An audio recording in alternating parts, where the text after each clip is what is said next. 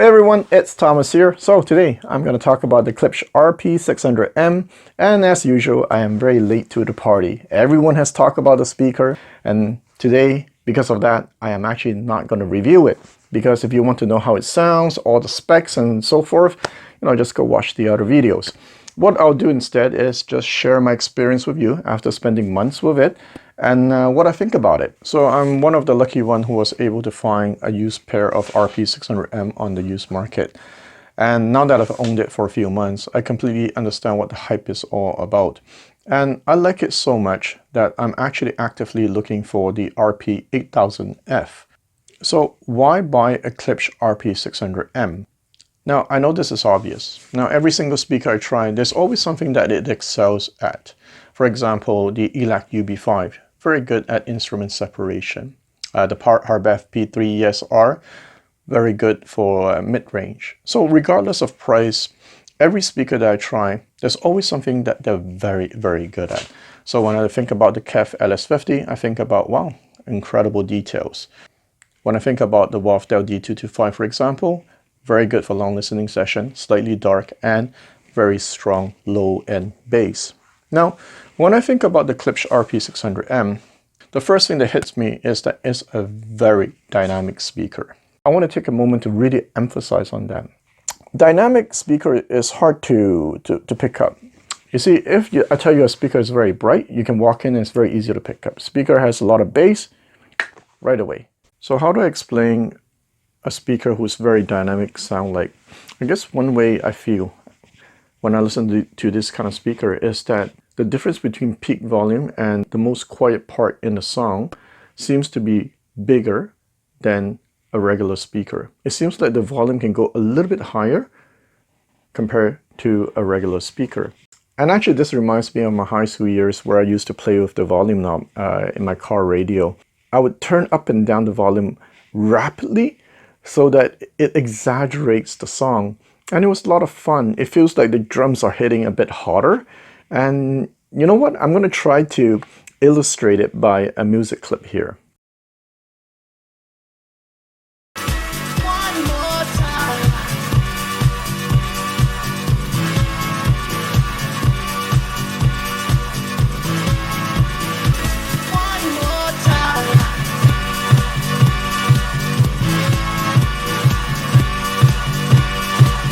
Alright guys, please don't take it literally. It's just my way of explaining myself, the kind of feeling I get when I listen to speakers that are very dynamic. So that's what I mean by the speaker being a lot of fun. So let's talk about a few things you should be aware of if you're going to buy this speaker. Now, I bought this speaker of somebody who actually waited a whole month for it. Played a few hours with it and he gave up on it. And when I went to see him, he told me his room is too big. These speakers cannot fill up the room. He had a good amp, Yamaha, I think an AS1100, had subwoofers, but unfortunately these speakers could not fill the room. So I say, okay, it's too bad. He gave me a good price on it too. So when I got it home, first few minutes, I'm like, oh, okay, I think I know why he sold the speaker. So I emailed him right away. I say, let me guess, too bright. And he said, yeah, because when you have a big room and you want to fill it, you're going to push the volume on those speakers. And because it was very bright, he could not handle it. So for him, it was just a bit too much. I listened to it for a while and I say, yeah, okay, I can see where it's coming from. I'm too busy with other speakers. So what I did is that I had a subscriber over and I gave it to him. I said, you know what? Take it home. These are fantastic speakers. I'm guarantee you'll love it. A few months later, I forgot how long, he brought them back. And he said, Thomas, I'm going to buy them off you. Here's the money for it. You can keep it as long as you want to review it, to do your video. Here's the interesting part. So when I got them back, I was actually quite shocked that they are not bright anymore. So, breaking can be the fact that you're getting used to the speaker. But with me, I don't break in stuff like that. I either let it run in a different room or I give it to somebody else to break it in for me. So in this case, when I got it back, I was quite shocked. And I felt a bit bad for the original owner. I said, it's too bad. If he would have just put a few, maybe 50 hours on it, 100 hours, it might have changed everything. And he might actually have kept these speakers. Also, despite the fact that right now is less bright than before, it is still a very forward sounding speaker. So if you're sensitive to in-your-face type of speaker, then this is not for you. For a lot of people, I know they'll love it. That includes me. My friend, the vintage friend, because he owns a lot of vintage gear, he's all about neutrality. And for him, these kind of speaker is a bit too much for him. So very important to know. So recently, I've made a few videos on budget integrated amps. So during that period, I only used budget integrated amps. I actually put away all my reference gear, my own regular gear. And I spent a lot of time with the RP600M. One thing I noticed during that testing period was that I wish there was more bass with the RP600M. I found it meh, the bass. However, one day I took out the shit Vider, the shit Freya, and I used it to test these speakers. First thing I noticed was that there's bass. There's lots of bass. And in fact, somebody dropped by and he has never heard these speakers, don't even know what they are. And he even asked me, whoa, is the subwoofer on? Think about that for a second. From me going meh to somebody asking me, is the subwoofer on? You can imagine the gap. And that's when I go like, ooh, okay, let me take out my regular gear. And that's where I realized these speakers have actually okay bass. You just need a bit of watts, you need a bit of current to get the bass working. Is it really 96, 98 dB? You know, I was expecting to drive it with a 10-watt amp. And then, you know what? I needed something like this at least, 150 watts Moon. Yeah, to give it that punch. My Classe, 200 watts, let's go. So if you're wondering why the bass is so-so on it, maybe you can try a more high power amp. So recently, I had a few friends over. I wanted them to listen to this $4,000 speaker. I didn't tell them what it was. And I do this all the time now. For example, like this DAC, I just got it. I'm gonna get my friends to test it. I'm not gonna tell them what they are. How much it costs? Nothing.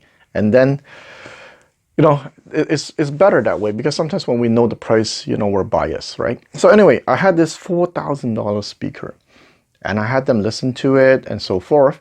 And because they were Klipsch owner, they own these speakers too, the people who came, I had them listen to this for an A/B test. I forgot the reason why I did that. And surprisingly, this destroyed the other speaker by a mile when it comes to music that focus more on the top end, not bass heavy and stuff, not hip hop, not rap and stuff like that, but stuff that are more vocal, that has more vocal. And this was the clear winner against that $4,000 speaker. Well, it's not really fair to say this because whenever I listen to very dynamic speakers, I switch to a normal speaker. The normal speaker does sound boring. I remember one night I had the Zoo Audio 30 weekend out and I had to swap it with another speaker because I was done with the Zoo Audio. And the other speaker is twice the price of the Zoo Audio. And once I put it on, I'm like, oh, I can't listen to this. This is so boring. And I had to turn off my machine and go sleep. And next day I was able to listen to that speaker that's double the price. Anyway, back to that story, the $4,000 speaker story. As I mentioned, they have listened to this at their place before. And they say that, wow, they never realized that how dynamic these speakers are. And I say this, until you do A/B tests, it's really hard to tell. Right? It's easy to tell if a speaker has a lot of bass, easy to tell a speaker has a lot of details, and so forth. Now, for those of you who think that these speakers are not detailed enough, it could be also your front end. And you know, when I was using the budget integrated amps, that's what I thought too. I'm like, yeah, okay. Usually, I guess that's one thing about horns, right? They're not as detailed. Their instrument separation are not that good. But once I pair with my Classe, holy shit, what a difference. In fact, one of my big complaints about this speaker, originally I was going to say this, was that it doesn't have enough energy. And I say this is because I went to the Montreal Audio Show and there was this one room that I keep going back. I was there for 2 days and I keep going back and I would ask for specific music. And in that room, there were Klipsch horns, these big ones. The whole system was 100,000, okay, sure. And I love the fact that it was shouty. But in a good way, okay? Energy, shouty. like you're in a rock concert, I guess. So I would keep asking them to play songs that have a lot of vocal, like You Said, that song, and it was enjoyable. Now my friends found it a little bit harsh. Me, I tell them, no, harsh is when you scratch a nail on the blackboard. It was shouty, as in somebody is yelling at you. Now I wanted that. I like that kind of feel, and I was hoping to get that with the RP600M, and I was not able to. I understand $100,000, then you come down to this, sure, but I was hoping to get just a shadow of it, and only when I pair with the Classe here, that's when I got it. I'm like, oh yeah, it's slightly painful. And that's great, because I was pushing the volume on this at my place with the Classe to the point where it is slightly painful. That shoutiness, that energy, it gets me high. And you're asking probably, why would you want to do that? It's like this, right? You're eating spicy food. If you add too much spice, it's going to be too painful and it's not enjoyable. But just the right amount of spice, slightly painful, but it's delicious. So these speakers, they scale very well. The only other speaker that gave me that wow feeling when driving a high-end front-end gear was the ELAC Debut 6.2. But this one scales even better than that one, in my opinion. So one last thing for you to think about. I think all of us should, at least one point in our audio journey, try a dynamic speaker. And the reason why I say you have to try is because no amount of reading on the internet, no amount of video you watch will tell you if you like it or not. The only way you can know is to try it at your home. And I think that's the great part about the Klipsch RP600M. It's very reasonably priced, and it's possible for all of us to bring one home. And the reason why you want to know if dynamic is important for you or not is because all of us are searching for this one end game speaker. You see, in the beginning, I didn't care about dynamics. All I cared about was punchy bass, detail highs, and good mid-range. Eventually, I care about soundstage, and now I care about dynamics. So I know that it is important for me, but as you know, no speakers are perfect. You can't have a speaker with everything, unless you pay crazy amount of money. So therefore, now I know where does dynamic rank when I choose my end game speaker. And by having a better understanding of what's important to me, when I make my choice, make my decisions, I'm better informed. I guess I'm a very logical person. I need to have things where I can point my fingers at. Okay, so dynamic ranks number 4, so that when I buy my end game speaker, I'm confident that I make the right choice for me. All right, see you next time.